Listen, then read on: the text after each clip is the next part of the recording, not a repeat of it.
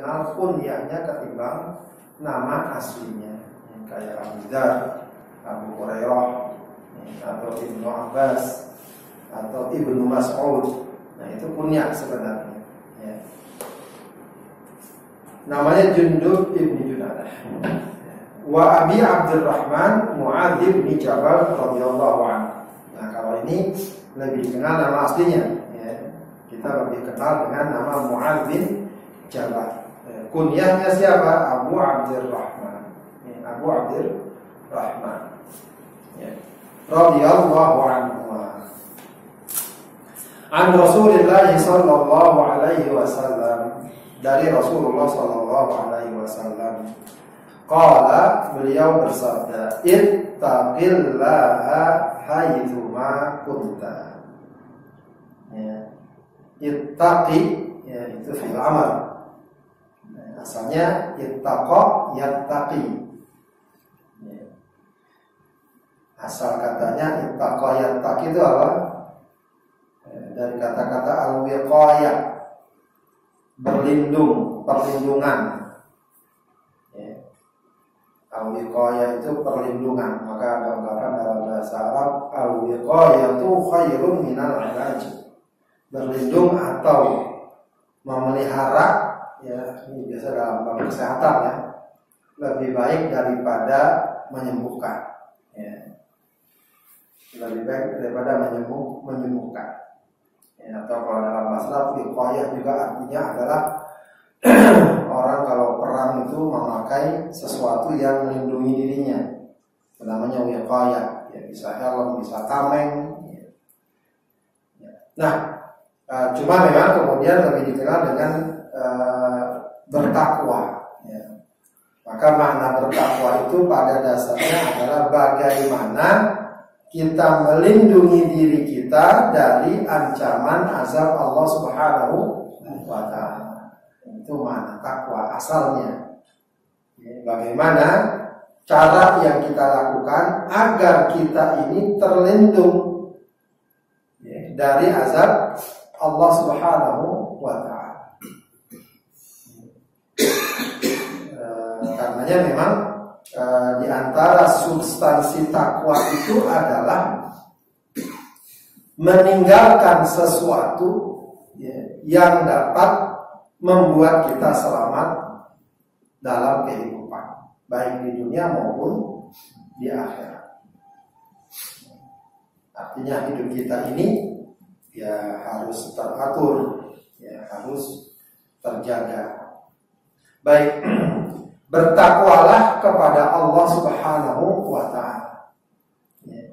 Jadi makna ittaqillah itu ya dasarnya adalah takutlah kepada Allah dengan gitu, melaksanakan apa yang Allah perintahkan dan meninggalkan apa yang Allah larang. Haitsu ma kunta. Ya, haitsu ini zaraf ya, yang menunjukkan dua perkara sekaligus. Kalau zorof itu kan ada zorof zaman, ada zorof makan. Zorof zaman itu menunjukkan waktu, zorof makan itu menunjukkan tempat. Ya, jadi kalau yang menunjukkan waktu itu misalnya mata, bukan mata bahasa Indonesia. Mata itu artinya kapan. Kalau menunjukkan tempat apa? Aina. Aina terjadi di mana? Ya di mana? Mata itu kapan, aina di mana. Tapi kalau haitsu itu dua-duanya, tempat dan waktu. Ya, tempat dan waktu, karena kata-kata haitsu ini ya, lebih menunjukkan kepada orangnya. Ya. Bertakwalah kamu kepada Allah Subhanahu wa ta'ala haitsu ma kunta. Jadi bahasanya bukan aina ma kunta.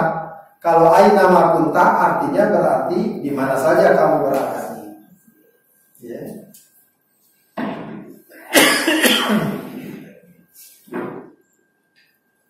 Tapi kalau haitsu ma kunta, ya, bertakwalah kamu kapan saja, di mana saja kamu berada. Jadi bukan cuma soal di mananya, Tapi kapan? Ya, berarti ini maknanya ya ketakwaan yang sifatnya menyeluruh, ya, utuh, ya, tidak terpisah dari kehidupan kita. Kemudian wa'ad bi'is sayyi'atal hasanata tamhuha. Wa'ad bi' ini maknanya al-hikmah, susullah. Ya, maksudnya adbi itu satu perbuatan yang menyusul perbuatan sebelumnya. Wa'ad bi', ikutkan kalau bahasa kita ya. Ikutkan dari perbuatan buruk as-sayyi'ah di sini maknanya adam, dosa. Ya. Jadi bukan sekedar keburukan. Karena keburukan itu masih sifatnya umum. Ya, keburukan mungkin saja ada keburukan yang tidak dosa. Katakanlah keburukan perkara-perkara keburukan, misalnya orang makan tidak sehat, itu kan buruk. Tapi tidak lantas dosa. Ya, dia makanannya tidak sehat, gitu ya. Perilaku pola hidupnya tidak sehat. Ya, misalnya habis makan tidur, sehat nggak? Buruk nggak? Tapi dosa nggak? Nggak dosa, gitu ya. Nah, as-sayyi'ah di sini lebih kepada perbuatan dosa. Ya, jadi bukan sekedar perbuatan buruk saja. Ya. Ikutkan dari perbuatan dosa yang kamu lakukan al-hasanata dengan kebaikan. Tamhuha, yang dapat menghapusnya. Wa khaliqin nasa bi khuluqin hasanin. Wa khaliqin nasa, dan pergauli manusia ya, bi khuluqin hasanin, dengan khuluq. Ya, khuluq itu jamak dari mufrad dari akhlak. Jadi akhlak itu jamak sebenarnya. Sebenarnya lebih dekat, lebih bagus bahasanya khuluq. Ya, cuma mungkin orang malah nggak paham kalau dibilang khuluq. Nanti kalau punya khuluq yang benar dong, jadi malah nggak paham. Akhlaknya harus bagus. Sama kayak istilah malaikat. Malaikat itu sebenarnya dalam bahasa Arab bentuknya jamak, plural. Mufradnya apa? Malak. Maka ada istilah malakul maut. Itu malaikat maknanya. Wajah malakun, datang seorang malaikat.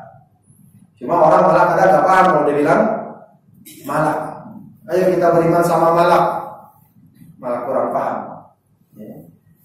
Jadi lebih dikenal jamaknya. Sama akhlak juga begitu. Lebih dikenal jamaknya. Akhlak itu jamak. Mufradnya khuluqun. Ya. Wa khaliqin nasa bi khuluqin hasanin, dengan akhlak yang bagus, dengan akhlak yang baik. Rawahu Tirmidzi, hadis riwayat Tirmidzi, wa qala, dan dia berkata haditsun hasanun, hadis ini hasan, wa fi ba'd nusakh, dalam sebagian catatan disebutnya hasanun sahihun, hasan dan sahih. Ya, ini memang istilah Tirmidzi yang sering dipakai, hadisnya hadis hasan sahih.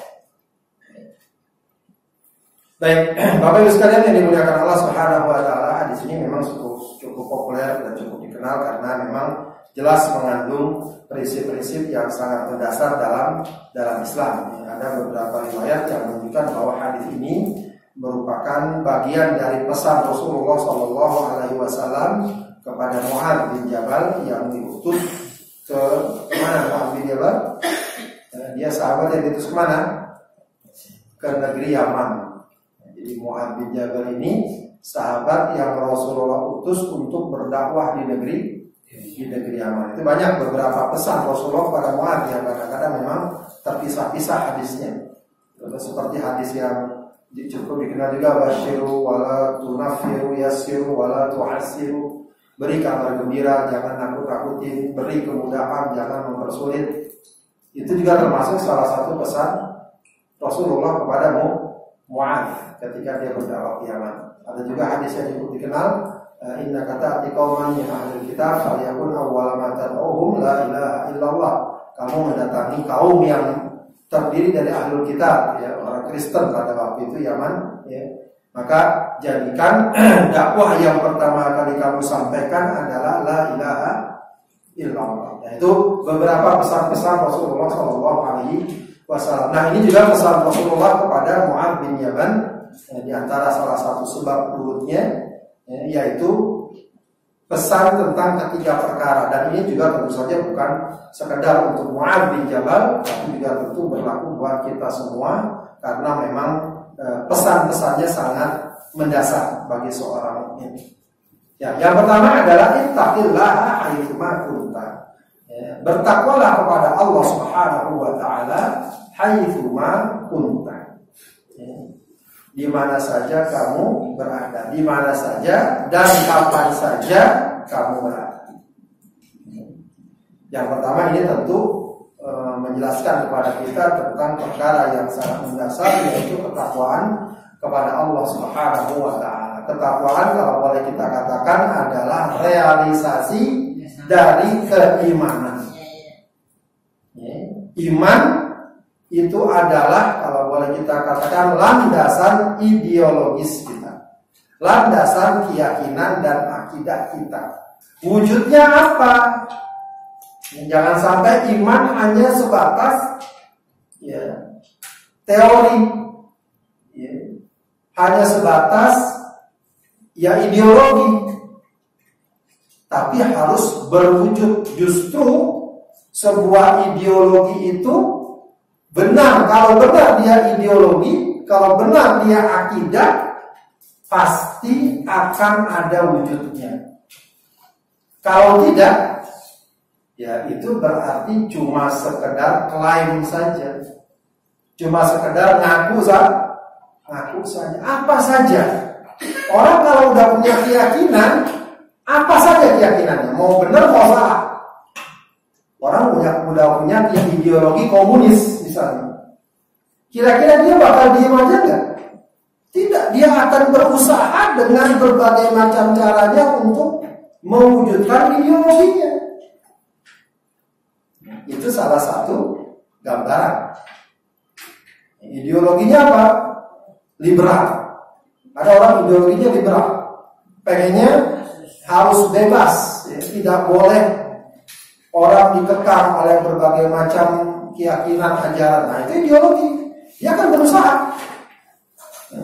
Meskipun kadang-kadang dalam prakteknya mungkin saja macam-macam, tapi akan berusaha. Nah, itu namanya iman, akidah. Islam juga begitu. Islam itu keyakinan. Apa wujudnya? Wujudnya ketakwaan kepada Allah. Makanya sering Allah katakan, ya ayyuhalladzina amanu ittaqullaha haqqa tuqatih. Dalam Al-Quran banyak sekali perintah agar kita bertakwa kepada Allah, ya, setelah kita diserukan atau dipanggil sebagai orang-orang beriman. Jadi sekali lagi ini penting, ya, karena sering saya katakan, seringkali sekarang ini banyak orang mengaku beriman, tapi kalau udah urusan, ya, harus begini, harus begitu, nggak boleh begini, nggak boleh begitu, ada aja alasannya, ya, ada aja teori yang dia pakai. Nggak begitu, boleh aja, ini nggak dilarang. Jadi kalau udah urusan ketakwaan itu seringkali sebagian akan terseleksi. Sebab para ulama sepakat bahwa yang namanya takwa itu ada dua sisi. Takwa itu ada dua sayap, nggak boleh cuma satu doang. Takwa itu melaksanakan apa yang Allah perintahkan, meninggalkan apa yang Allah larang. Itu takwa. Ya, itu takwa. Jangan ngomong takwa kalau ya dengan perintah Allah dia gampang tinggalkan. Apalagi perintah-perintah yang sudah jelas, ya, sholat, ya zakat, berakhlak, bakti sama orang tua, perintah yang sudah jelas. Ya, kalau yang lagi ramai sekarang yang nutup aurat, itu jelas perintahnya. Ya. Jadi nggak ada lagi ruang yang cukup bagi dia untuk memperdebatkan kalau boleh dikatakan. Kalau ingin memperkuat, menanyakan mungkin hikmahnya untuk memperkokoh, silakan belajar lagi biar lebih ini bagus. Tapi mempertanyakan lagi, ini sih nggak wajib. Jadi sementara para ulama ngomong semuanya wajib. Nah itu apa? Orang kalau udah beriman, ya harusnya gampang melihat ketentuan-ketentuan Allah untuk dia laksanakan, atau larangan Allah untuk dia tinggal. Ya, sudah jelas dilarang, sudah nggak usah terlalu banyak lagi memperdebatkan. Ya, apalagi kalau ayatnya jelas, hadisnya jelas, pendapat ulamanya jelas, ya, ketakwaan kita ya, sudah gampang sekali ya, terwujud dalam ungkapan sami'na wa ata'na. Bahkan kalaupun kita masih benar nggak ini, udah Allah yang bilang sami'na wa ata'na, selesai. Ya. Kayaknya ada ayat yang cukup dikenal itu dalam akhir surat Al-Baqarah. Akhir surat Al-Baqarah Allah katakan itu shadaqah amana rasul bima ayat sebelumnya. Lillahi ma fis samawati wa ma fil ardi tubdu wa in tubdu ma fi anfusikum aw tukhfuhu wa yuhasibkum billah. Kalau kalian perlihatkan apa yang ada dari dalam diri kalian atau kalian sembunyikan, Allah akan hisab. Allah akan hisab. Para sahabat berat. Kalau yang kita lakukan dihisab iya, tapi yang kita sembunyikan dalam hati kita dihisab juga. Kita pernah nggak dalam hati ada keinginan atau perasaan yang enggak ada nggak? Kalau enggak hebat benar kita. Setiap orang ada aja keinginan macam-macam yang enggak lah ya. Kalau keinginan ngaji sih bagus. Keinginan apa begitu? Itu kalau dihisab berat, kata saya Rasulullah, ini saya berat, nggak kuat saya. Padahal Allah sudah katakan begitu, kata Rasulullah. Udah pokoknya, kalau orang beriman itu jangan seperti orang Bani Israel, sami'na wa asaina. Kami dengar, kami maksiat. Ungkapannya sami'na wa ata'na. Sami'na, akhirnya para sahabat sudah sami'na wa ata'na. Maka setelah mereka menyatakan demikian, Allah turunkan lagi ayatnya yang memberikan keringanan dan kemudahan. Amana Rasul bima unzila ilaihi min rabbil wal mu'minun qul amana billah wa malaikatihi wa kutubihi wa rusulihi la nufarriqu baina ahadin min rusulihi la nufarriqu baina ahadin la yukallifu Allahu nafsan illa wus'aha. Allah tidak membebani seseorang melebihi kemampuannya. Jadi terima aja dulu, ya. Baru kemudian nanti kita sesuaikan. Insya Allah Allah tidak akan membebani kita sesuatu yang kita tidak mampu. Ya, maka ini perkara sekali lagi yang sangat mendasar. Nah, ketakwaan ini kata Rasulullah haitsu ma kunta. Ya, jadi ketakwaan itu kalau kita katakan nggak kenal tempat, nggak kenal musim, mau tempat dimanapun tetap harus bertakwa. Mau tempat di mana banyak orang Islam, di mana-mana ada masjid, gampang sholat, ya kita bertakwa. Mau tempat nggak ada masjid, jauh dari orang Islam, suasana sangat jauh dari nilai Islam, tetap diperintahkan bertakwa. Jadi jangan sampai di kukusan, masya Allah rajin sholat, rajin ngaji, pindah ke negeri lain, ya, hanya dengan alasan di sini mah orang pada nggak sholat, di sini mah orang pada nggak ngaji. Ya, kalau bahasa kita boro-boro ke masjid. Orang masjidnya nggak ada, begitu. Lalu dia merasa apa? Ya, merasa apa gitu ya udahlah ikut aja harus. Nah itu tidak harus dijaga. Haitsu ma kunta, di mana saja. Ya. Dan itu tentu merupakan ujian bagi kita. Ya. Dan kapan saja. Ya, mau lagi senang, lagi susah, lagi enak, lagi nggak enak, lagi untung, lagi rugi. Ya, kapan saja kita tetap bertakwa. Jadi jangan sampai sebagaimana yang Allah gambarkan, wa minan nasi may ya'budullaha ala harfin. Ada orang yang berbicara kepada Allah, coba di tasnya ada apa itu? Dalam ada ini apa namanya? Alamnya. Wa minan nasi may ya'budullaha ala harfin di dalamnya. Ada orang yang beribadah kepada Allah di tepi. Ada orang yang beribadah kepada Allah di tepi. In asobahu khairun itma'anna bi. Kalau lagi enak, lagi baik, dia tenang ibadahnya. Wa in asobah khairun itma'anna bi wa in asobah khairu dzalik in qalaba ala wajhi. Kalau lagi enggak begitu, lagi enggak baik, lagi susah, ya dia balik arah. Ya, dia tidak mau beribadah, dia tidak mau bertakwa. Ya, jadilah dalam hal ini contoh Nabi Allah Ayyub alaihissalam. Ya, maka kata para ulama, gampang saja kita melihat contoh. Kita udah punya teladan yang baik. Jangan sampai kadang ada kebalikannya juga sih sebenarnya. Ada orang lagi senang dia lupa takwa. Ya, susah banget diajak. Merasa udah segala-galanya dia punya, harta dia ini, wah luar biasa. Ya, malah sombongnya minta ampun. Ya, orang kayak gini berkacanya hendaknya kepada Nabi Sulaiman. Ya, hebat mana itu sama Nabi Sulaiman? Ya nggak ada apa-apanya. Nggak ada kerajaan, kekuasaan, kekayaan, kemewahan yang melebihi Nabi Sulaiman. Tapi dia tetap bertakwa, dia tetap beribadah kepada Allah Subhanahu wa Ta'ala. Nah, kebalikannya juga ada orang karena kesusahan, kesulitan, kepedihan hidupnya, dia tinggalkan ketakwaan. Untuk orang seperti ini, berkacalah kepada Nabi Allah Ayyub alaihissalam. Lebih menderita siapa yang dia dibanding Nabi Ayyub? Yang sudah sakit, kemudian terasing, tidak ada orang yang mau mendekatnya kecuali istrinya. Hilang semua kekayaan yang tadinya banyak, habis semua. Tapi tidak mengurangi ketakwaannya. Justru sebenarnya takwa inilah yang sangat kita butuhkan dalam berbagai kondisi. Orang ketika senang, ketika jaya dengan takwa, itu dengan sendirinya akan menjaga dan memeliharanya.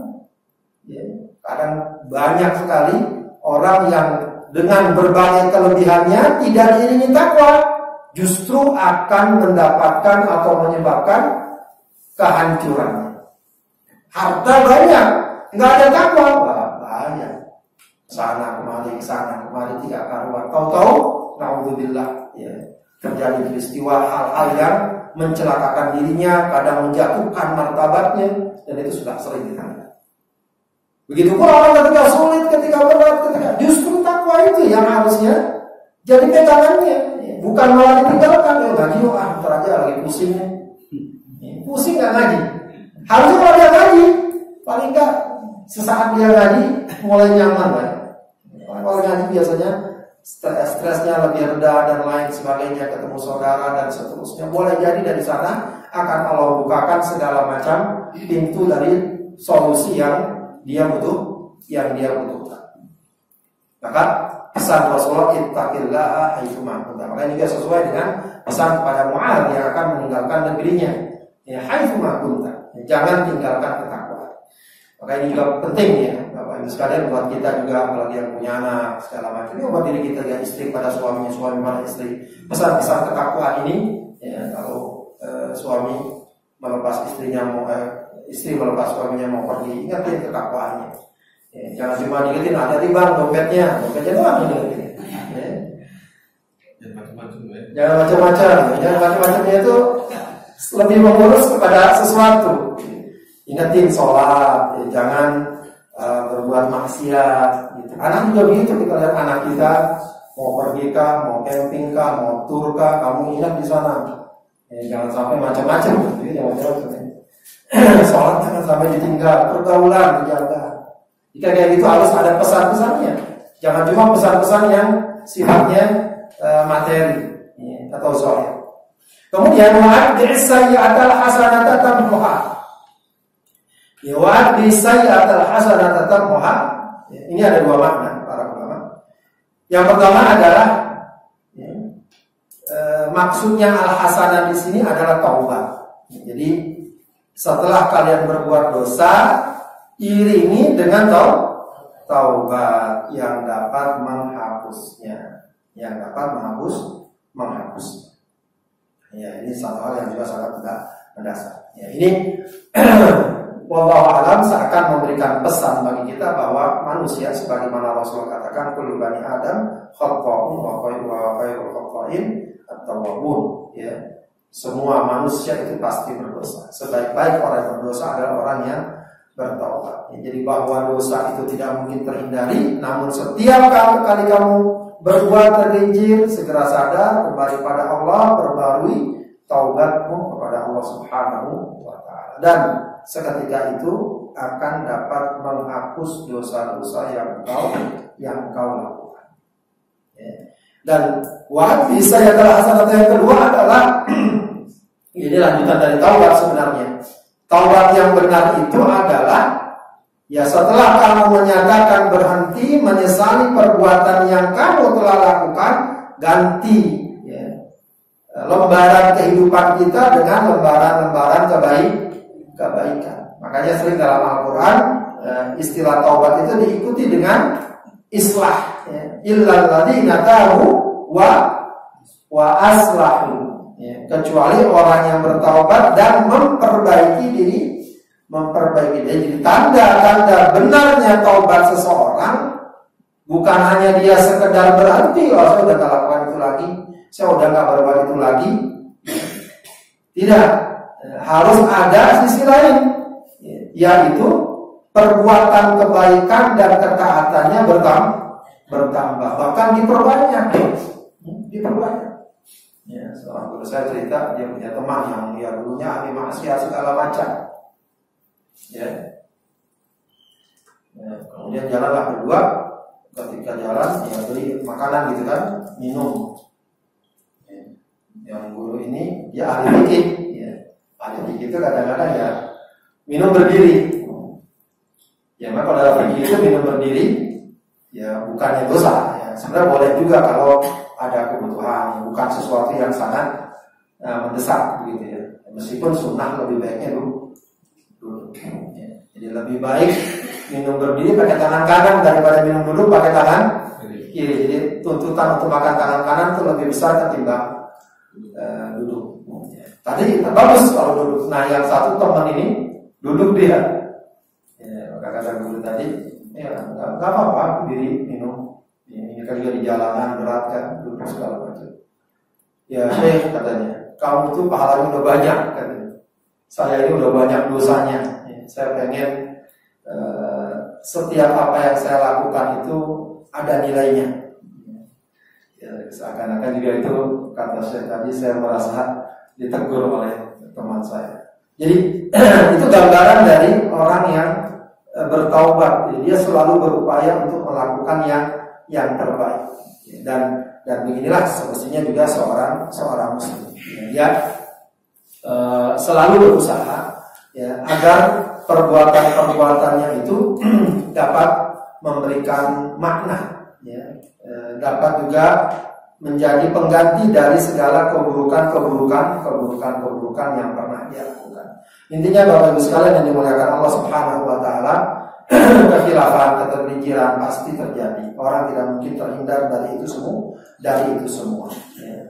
Akan tapi Islam memberikan exit, ya, jalan keluar bagi itu. Ya. Yaitu dengan pintu taubat, dan itu sangat mudah, sangat sederhana. Khususnya yang terkait dengan hak Allah. Ya, hak Allah. Ya. Kita cukup bertaubat, ya, menyesali, ya, sebagaimana yang diajarkan yang dikatakan oleh Imam Nawawi, penuhi syarat-syarat taubatnya supaya itu selesai urusannya. Ya. Pertama syarat taubat apa? An-nadam, menyesal. Itu yang paling penting. Syarat taubat menyesali perbuatan yang telah dia lakukan. Jadi jangan sampai orang ngaku taubat masih membangga-banggakan apa yang pernah dia lakukan. Sudah tutup, simpan, ya, dijadikan sudah lembaran masa lalu, ya, yang tidak ingin lagi dia buka. Jangan apalagi disebar-sebar, ya. Itu namanya al-mujahirun, ya, orang yang mengungkap, menyingkap kemaksiatan yang telah Allah tutup. Yang kedua, al-iqla', ya, anil ma'asi fawran. Ya. meninggalkan maksiat tersebut segera. Ya, jadi nggak lagi ditunda-tunda. Nggak sampai tobat, ntar lah kalau udah pensiun baru tobat. Pensiun, tobat tunggu pensiun. Al-iqla' anil ma'as, meninggalkan, memutus maksiat itu segera, sesaat itu juga. Ketika dia sadar, tinggalkan sudah. Ya, tinggalkan, tidak ada istilah nanti, kapan, segala macam. Ya, kata seorang ulama, taubat itu seperti kita kebakar api. Taubat itu seakan tubuh kita sebagian udah masuk neraka, kena api. Orang kalau tangannya kena api, ada nggak yang mengatakan ntar sholat kalau saya angkat tangan saya? Kan nggak ada. Dia refleks akan menarik. Itu taubat. Dan yang ketiga, taubat itu ya adalah apa namanya, al-jazmu. Al-jazmu bi Allah yaf'al marratan bi Allah yaf'ala marratan ukhra. Jadi jazam, bertekad, berazam. Al-azmu ya, al-azmu. Bertekad untuk tidak melakukan lagi. Itu taubat. Kalau itu terpenuhi, ya itu berarti terlaksana taubatnya. Jadi jangan sampai nanti dah kalau ada waktu saya lakukan lagi, berarti tidak taubat. Itu tidak taubat. Itu kalau kaitannya dengan Allah Subhanahu wa Ta'ala. Tapi kalau kaitannya dengan manusia gimana? Tambah lagi 3 hal itu, tambah lagi minta dihalalkan, maksudnya minta dimaafkan, dan harus mengembalikan yang namanya raddul mazalim, mengembalikan perkara atau barang yang mungkin dia ambil. Enggak ada cara lain, itu harus dengan cara itu. Makanya berat kalau maksiatnya terkait dengan hak orang lain. Hak orang lain. Ya. Kalau misalnya tak minta maaf malah berat Pak Ustaz, bisa ngamuk dia kalau saya minta maaf. Ya. Kalau memang sulit baginya minta maaf, para ulama mengatakan ya mohonkan ampunan untuk orang tersebut. Ya, kalau bisa terkait dengan kehormatan segala macam, mohonkan ampunan untuk orang tersebut. Dan bahkan dikatakan juga sebutkan kebaikan-kebaikannya di tempat dahulu kamu sebutkan keburukan-keburukannya. Itu berarti. Kalau harta gimana? Kalau harta harus dikembalikan. Dia nggak mau menerima, cari cara lain. Kirim ke orang agar serahkan ke dia. Begitu ya. Jadi nggak bisa itu harta orang lain dia makan, lalu biar dia hapus dosanya, lalu dia umroh. Pakai uang tersebut saya mau umroh agar kemarin saya mencuri agar dosa saya dihapus. Itu nggak bisa. Tidak bisa. Atau dia ambil harta dengan cara batil, dia nyumbang ke masjid, mudah-mudahan dihapus dosanya. Tidak. Harus dikembalikan. Ya, itu wa'ad bi'isayyi'atal hasanata tamhuha. Dan yang terakhir wa khaliqin nasa bi khuluqin hasanin. Bergauli manusia dengan akhlak yang baik, dengan akhlak yang mulia. Ini juga satu hal yang sangat mendasar bagi seorang muslim. Bahkan Rasulullah dengan sederhana mengatakan ad-dinu husnul khuluq. Agama itu adalah akhlak yang mulia. Akhlak yang mulia. Bahkan Rasulullah mengatakan bahwa nanti di hari kiamat aqrabukum minni manzilan yaumal qiyamah ahsanuhum akhlaq. Orang yang paling dekat kedudukannya nanti denganku di hari kiamat adalah orang yang akhlaknya paling mulia. Meskipun tentu bab akhlak ini insya Allah kita sudah sering ya. Cuma yang kadang harus dipahami adalah bahwa akhlak seorang muslim tidak boleh terpisah dari keimanan dan ketakwaannya. Yang sering terjadi khususnya di negeri kita ya. di mana memang masalah akhlak. Saya akui, ya saya beberapa lama tinggal di Arab itu, memang yang sangat kurang di sana memang akhlak. Ya, soal akidah ibadah, insya Allah jauh deh. Tapi yang berat itu akhlak memang. Ya, ini bukan bicarakan keburukan secara umum, tapi secara umum ya, bukan berarti semuanya nggak benar, tidak. Di sana itu ya, kalau ngomong binatang itu biasa. Kalau lagi marah, yang lagi kesel, itu namanya keledai apa itu keluar semua. Siapapun secara umum, kadang-kadang orang itu keluar segala macam. Ya, saya pernah diundang di Singapura, di apa namanya dijemput lah sama seseorang ya. Dan cukup dia kalau lihat ukurannya sih, ya orang terdidik, ya orang juga ngerti agama. Anaknya bandel gitu kan. Dia mau ngomong ilahi, gimana mau ngomong gimana? Gimana tahu kan? Kalau dia, mungkin karena ada saya, nggak diterusin ngomongnya. Misalnya itu yang namanya gila, itu gampang kalau ya, jadi nggak punya akhlak, nggak punya otak gitu. Itu bahasa Arabnya ada.